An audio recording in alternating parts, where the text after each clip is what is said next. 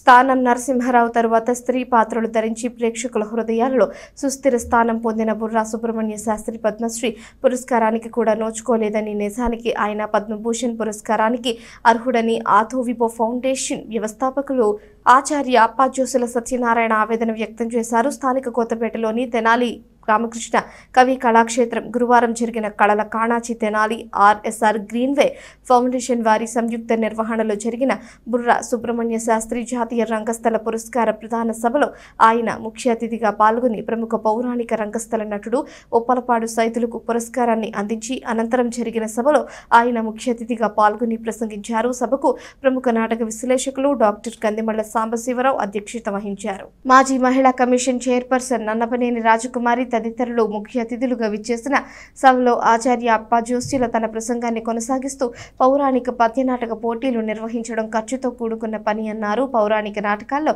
నటించే అన్ని పాత్రలు పద్యాలు పాడాలి అంటే ఏకాగ్రత కావాలని అన్నారు. కళల కాణాచి వ్యవస్థాపక అధ్యక్షుడు డాక్టర్ సాయి మాధవ్ బుర్రా మాట్లాడుతూ నాటక రంగాన్ని నా అమ్మగా భావించడం వలనే ఇంత భారీ స్థాయిలో కార్యక్రమాలు నిర్వహిస్తున్నానని అన్నారు. అనేక మంది మహానుభావులు ఆర్థికంగా చేయూతనిచ్చి ప్రోత్సహించడం వల్లనే ఈ కార్యక్రమాలను విజయవంతంగా నడపగలుగుతున్నానన్నారు. ఆంధ్రప్రదేశ్ మహిళా కమిషన్ మాజీ చైర్మన్ నన్నపనేని రాజకుమారి మాట్లాడుతూ ఈ జీవితమే ఒక నాటక రంగం, అందులో మనమంత పాత్రధారులమన్నారు. కార్యక్రమంలో పురస్కార గ్రహీత ఉప్పలపాడు సైదులు, హైదరాబాద్కు చెందిన RSR groups chairman R Srikanth Reddy, VVK ఫౌండేషన్కు చెందిన తొమ్మల కిషోర్, వాసిరెడ్డి చిన్నబాబు, బుర్రా జయలక్ష్మి, గోపరాజు విజయ్, చెరుకుమల్లి సింగారావు, అయినాల మల్లేశ్వరరావు తదితరులు ప్రసంగించారు. కార్యక్రమంలో ముందుగా పట్టణ రంగస్థ ఎక్కడా కూడా అధికారుల సంఘం అధ్యక్షురాలు బుర్రా జయలక్ష్మి జ్యోతి ప్రజ్వలన చేసి కార్యక్రమాన్ని ప్రారంభించారు. వేమూరి విజయభాస్కర్, బుర్రా నరసింహదేవరపల్లి భవానీ, షేక్ అబ్దుల్ హకీం, జానీ, కనపర్తి మధుకర్, అలపర్తి వెంకటేశ్వరరావు, బెల్లంకొండ వెంకట, వెలగా సుభాష్ చంద్రబోస్ తదితరులు పాల్గొన్నారు. కాలము వెళ్ళగదీతువెటు కష్టములెట్లు భరింతువో చెలి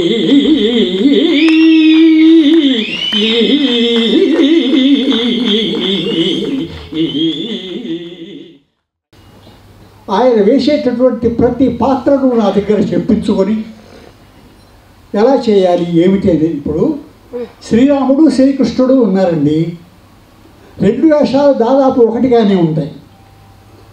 ఆ సభని ఎట్లా చూపించాలి, శ్రీరాముడు ఏమిటి శ్రీకృష్ణుడు ఏమిటి, వాళ్ళిద్దరికీ ఉన్నటువంటి తేడా ఏమిటి అది అట్లాంటివి అడిగి తెలుసుకునేవాడు ఆయన.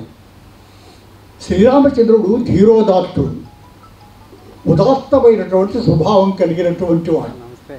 మితభాషీచ రాఘవ, స్మితభాషీచ రాఘవ, పూర్వభాషీచ రాఘవ. మితంగా మాట్లాడతాడు, ఆ మాట్లాడిన రెండు మాటలు నవ్వుతూ మాట్లాడతాడు.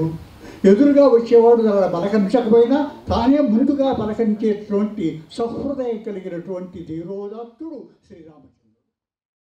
తుఫాను వచ్చినప్పుడు వాళ్ళు పడే అవస్థలు, మేడల్లోనూ మన పెద్ద పెద్ద తెనాలి ప్రాంతం వారికి అనుభవం అంత ఆ బాధలు ఉండవు. అదృష్టవశాత్తు తెనాల్లో నీళ్ళు వెళ్ళిపోతాయండి, అది అదృష్టం.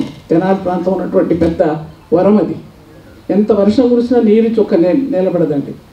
అదే వాళ్ళు చూస్తున్నాం అనేక రాష్ట్రాల్లో, హైదరాబాదులో, ఇక్కడ కూడా అనేక జిల్లాల్లో అనేక దివిసీమ తుఫాన్లు ఇవన్నీ కూడా చూసాం. కళ్ళకు కట్టినట్టు చూపించారండి. ఏడుపు వచ్చింది. మా విజయలక్ష్మి గారు పక్కన కూర్చుండి ఆమె కన్నీళ్ళు పెట్టుకుంటారు, గొప్ప నటయ్యి ఉండి. సాయి మాధవ్ గారి తల్లి గారు, అయ్యా సాయి మాధవ్ గారు నాన్నగారు పేరు బుర్రా సుబ్రహ్మణ్య శాస్త్రి గారి పేరు, అటు అమ్మగారి పేరు నిలిపి మీరు నిజంగా ఇంత గొప్ప రచయిత, ఇంత గొప్ప సంస్కర్త అని నేను చెప్తాను కానీ నిజంగా చెప్తున్నాను, ఇంత గొప్ప వ్యక్తిని ఇంకెక్కడ మనం చూసి ఉండమండి. ఆయన చూడటానికి చిన్న మనిషిగా ఉండొచ్చు, కానీ ఆయన చాలా గొప్ప వ్యక్తిత్వం కలిగినటువంటి వ్యక్తి అండి. మాటలు ఎక్కువ చెప్పరండి, చేతల్లో చూపిస్తారండి ఆయన. అది ఎట్లానంటే మీకు అందరికీ చెప్పాలండి, పెద్దవాళ్ళందరికీ ఎప్పుడూ నాకంటే ఉండి ఈరోజు నాకు విజయానికి నేను సినీ రంగంలో ఈ స్థాయిలో ఉన్నానంటే దానికి కారణమైనటువంటి నా మేనేజర్ ప్రవరసాయి గారు.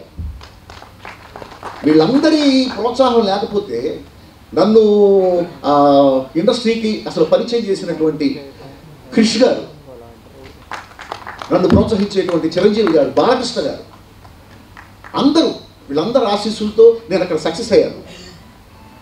సక్సెస్ అయినప్పుడు ఏదో ఒకటి చేయాలి నాటక రంగానికి. మా అమ్మ నాటక రంగం, సో అమ్మకి ఏదైనా చేయాలి అని చెప్పే ఉద్దేశంతో నేను ప్రారంభించినటువంటి ఈ కళా యజ్ఞానికి సహకరిస్తున్న ప్రతి ఒక్కరికి కూడా నేను పేరు పేరున పాదాభివందనాలు చేస్తున్నాను. అలాగే ఈ రోజున మా నాన్నగారి పేరు మీద పెట్టినటువంటి పురస్కారం ఉప్పరపాడు సైదులు గారికి ఇస్తున్నందుకు చాలా ఆనందంగా ఉంది. నేను చిన్నప్పటి నుంచి ఈ పోస్టర్స్ వచ్చాయి కదండి, ఈ నాటకాలకు సంబంధించిన పోస్టర్స్, పాంప్లెట్స్, వాటిల్లో ప్రతి పాంప్లెట్లోనూ ఉప్పరపాడు సైదులు గారి బొమ్మ లేకుండా లేదు. షణ్ముఖ ఆంజనేయరాజు గారు, ఏవి సుబ్బారావు గారు, ఉప్పరపాడు సైదులు గారు, వీళ్ళ బొమ్మలు లేకుండా అసలు ఏ పాంప్లెట్ ఏది, అది గయోపాఖ్యానం కానివ్వండి, రామాంజనేయ యుద్ధం కానివ్వండి, కురుక్షేత్రం కానివ్వండి, ఏదైనా కానివ్వండి, కంపల్సరీ వీళ్ళు ఉంటారు. ఉప్పరపాడు సైదులు గారి నాటకాలు నేను చూడటం తక్కువే, చూశా. చిన్నప్పుడు మా అమ్మ తీసుకెళ్ళేది, కానీ తక్కువ చూశా. కానీ ఎక్కువ విన్నా. ఆయన పాట విన్నా. ఎంత శ్రావ్యంగా ఉంటుందో ఆ పాట, ఎంత అర్థవంతంగా ఉంటుందో ఆ పాట. పద్యం అంటే ఓ పాడేయటం కాదు కదండి. పద్యం అంటే శృతిబద్ధంగా మాట్లాడటం, స్వరబద్ధంగా లయ తప్పకుండా పాడుతూ మాట్లాడేది పద్యం. అది వదిలేసి నా గొంతుంది కదా అని చెప్పేసి ఓ గంటల తరబడి సాగదీయడం కాదు పద్యం. బుర్రా సుబ్రహ్మణ్య శాస్త్రి గారితో నాకున్నటువంటి ఒక పరిచయం, నాకు అందుకనే ఆ సాయి మాధవం చూస్తే ముచ్చటేస్తుంది. సాయి మాధవ్తో పనిచేసే వాళ్ళని చూస్తే కూడా, ఇది విజయ్ లాంటి వాళ్ళని కూడా చూస్తే నాకు ముచ్చటేస్తుంది.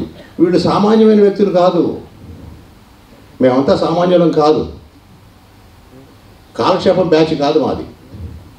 వాళ్ళకందరికీ వాళ్ళ ప్రొఫెషన్స్ వాళ్ళకి అద్భుతంగా ఉన్నాయి. ఉన్నప్పటికీ కూడా ఆ నాటకం మీద ఉన్నటువంటి ప్రేమ,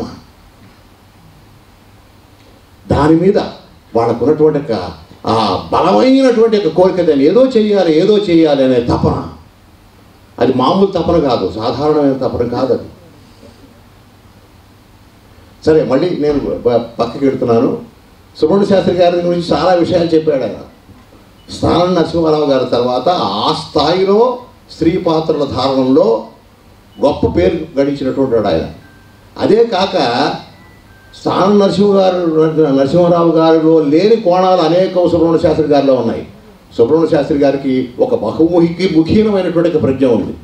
ఆయన ఒక నృత్యం చేసిన ఆ పద్యంలో యథార్థానికి స్థానం నరసింహారావు గారి పద్యాలు కూడా దొరుకుతాయి ఇప్పుడు మీకు.